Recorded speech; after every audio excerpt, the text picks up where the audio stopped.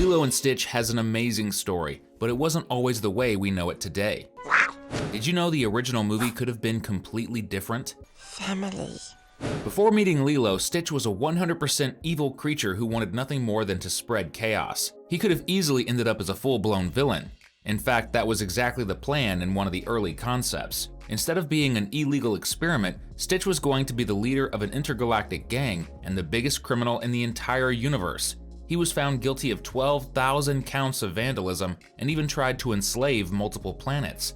That's why he ended up behind bars. So yeah, this version of Stitch was way darker and would have ruined countless lives before crash landing in Hawaii and meeting the Pelikai family. Jumbo would also exist in this version, but with a different role. He would have been a bounty hunter who used to be part of Stitch's gang. Even so, his mission to hunt Stitch down on Earth would have stayed the same, Jumbo being recruited by the Galactic Council for the job because he knew Stitch so well, just like in the final version. The only difference would be why he knew the little alien so well. In the end, both of them would still end up as part of Lilo's family. Pretty crazy to think someone would forgive the crimes these two committed, right? Maybe that's exactly why the writers decided to soften the story, turning Stitch from a top-level criminal into someone with the potential to become that, but who got pulled over to the good side just in time. As for Jumbo, he became a mad scientist whose biggest mistake was creating super powerful experiments, but he never actually took anyone's life and switched sides pretty easily. Incredible, right? But there are plenty of other things that would have been different in the early versions of Lilo and Stitch.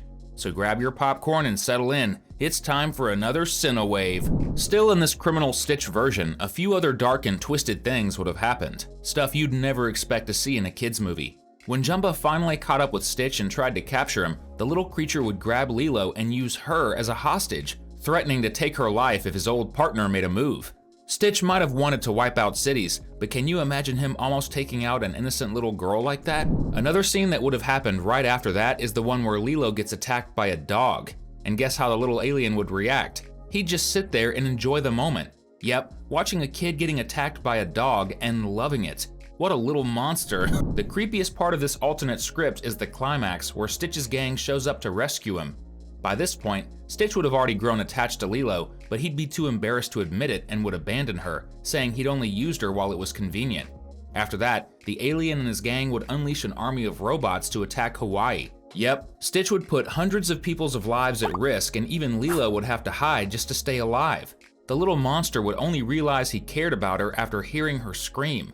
That's when Stitch would turn against the robot army and his own gang. At least we know he was destined to become good from the very beginning. Either way, seeing him cause chaos like that would have been super dark, and honestly, it's hard to imagine that a full-on robot army attack wouldn't have taken anyone's life before Stitch switched sides. Changing that was probably a smart move in the end, though let's admit it, watching all that go down would have been kinda cool too. If you agree with us, drop a #robot in the comments below. Oh, now I see. Remember Pudge, the little fish that Lilo feeds every Thursday? Well, his fate could have been way darker if a certain scene hadn't been deleted from the movie. In that scene, Lilo takes Stitch to meet the fish, but then the alien just smacks Pudge and tosses him. Completely unprovoked violence. The poor fish would have been attacked by birds right after that, and Lilo, totally desperate, would have tried to save him. Meanwhile, Stitch would just sit there laughing at the whole thing. And the worst part? All of this would have led to Pudge's death. Yep, the alien would have indirectly caused the death of an innocent animal. Of course, Lilo would have been completely devastated and would have yelled at him, telling Stitch that Pudge was part of the family and that you never hurt family. That's the moment when Stitch would have actually started to feel bad about what he'd done. After poor Pudge's sad ending, there would have been a scene of Lilo holding a funeral for her little goldfish. Stitch would have gone with her and soon realized that the fish had been buried right next to Lilo's parents' graves.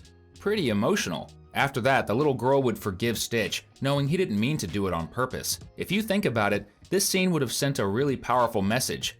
Lilo blames herself for her parents' death, and at that moment, she wouldn't just be forgiving Stitch, she'd be forgiving herself too. Honestly, it would have been interesting if Pudge's accident and the funeral had stayed in the final cut, right? Hawaiian culture became one of the movie's trademarks, with the story set in Hawaii and most of the characters born on the islands. So it's kinda wild to find out that Stitch almost didn't end up in Hawaii at all. In a version even older than the criminal Stitch storyline, the idea was for the little alien to crash into a forest and then hide out on an abandoned farm in rural Kansas. Still in the US, but in a totally different state. In that version, there would have been no LILO, no Nani, and none of the Hawaiian characters we know from the original. We also wouldn't have heard anyone saying Ohana means family or seen any references to Hawaiian culture at all, which definitely would have left the movie with way less personality. That all changed when Lilo and Stitch creator Chris Sanders looked at a map of Hawaii on his wall and remembered a trip he'd taken there recently. Since Hawaii wasn't exactly a common setting for animated movies back then, making it the main location seemed like a great idea. And it really was, because it added so much depth to the film. In fact, Chris only learned about the concept of Ohana when he went back to Hawaii for research. One of the first things he did after deciding the story would take place on the islands was to read a Hawaiian vacation guidebook where he found the names Lilo, Lane, and Nani, and they soon became the names of Stitch's new friend and her big sister. In the Kansas version, the biggest difference wasn't even the location. The movie was going to follow an idea that would have made it an entirely different project. There wouldn't be any human characters at all. Since Stitch would have crashed into a forest, he'd only interact with animals. And just like the humans, except for Lilo, reject him in the final movie, these animals would have rejected him too. Meaning, yeah, Stitch really was that weird. That's why he would have ended up isolating himself on a farm. This idea was scrapped thanks to a suggestion from Thomas Schumacher, who was the executive vice president at Disney Animation at the time.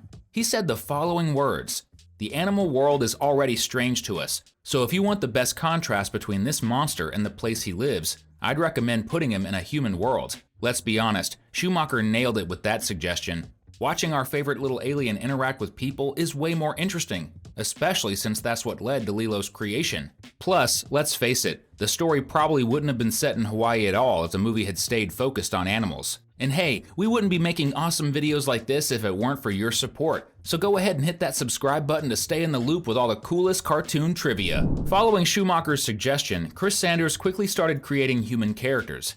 The idea of Stitch being paired with a kid worked perfectly, and that's how Lilo started to take shape. But here's a funny thing, she was originally going to be a boy. The character's gender changed because Chris realized that Stitch already felt like a boy, so if his friend was also a boy, there wouldn't be much conflict between the two. That's when he figured out that turning what would become Lilo into a girl was the ideal way to go. Now let's go even further back and talk about Stitch's true origin. Our favorite little alien was actually created long before the 2002 animated movie. Chris Sanders came up with him in 1985, right after finishing college, when he wanted to write a children's book. That's right, Stitch almost became the main character of a book instead of the star of a Disney movie.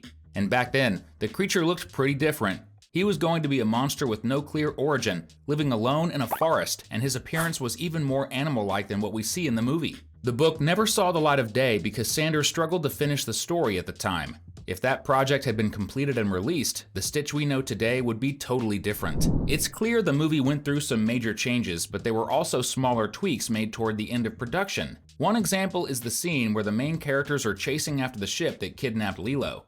In the final version, they're flying a spaceship over a mountainous area. Originally, they were going to steal a jet from the airport and fly dangerously low over the city, getting way too close to several buildings and even damaging some of them. So why the change? Well, while the movie was still in production, one of the biggest tragedies in US history happened. September 11th, when planes were hijacked by terrorists and crashed into the Twin Towers in New York City. At the time, a lot of upcoming movies either cut or changed scenes that reference the Twin Towers, building destruction, or plane hijackings. Since the characters were going to hijack a plane and nearly crash into buildings in a scene that was almost fully animated, changing it was a smart move, so no one would think the movie was making a joke in bad taste. Another scene that would have played out differently was the one where Lilo is at the beach with Elvis Presley, since that pompadour guy clearly isn't Stitch. A tourist would have spotted her and pointed, getting excited about seeing a real native girl. Pretty awkward, right? The tourist was treating her like some kind of exotic animal. As payback, Lilo would yell that a tsunami was coming. Since she's a local, all the tourists partying on the beach would have believed her and started running away in panic. Lilo and Stitch definitely throw shade at rude tourists visiting Hawaii, and this scene would have made that even clearer. Maybe that's why Disney decided to cut it, probably to avoid any controversy. The video's over, but your fun doesn't have to stop. Click one of the videos we left on your screen and keep enjoying more cool content. Thanks, and see you next time!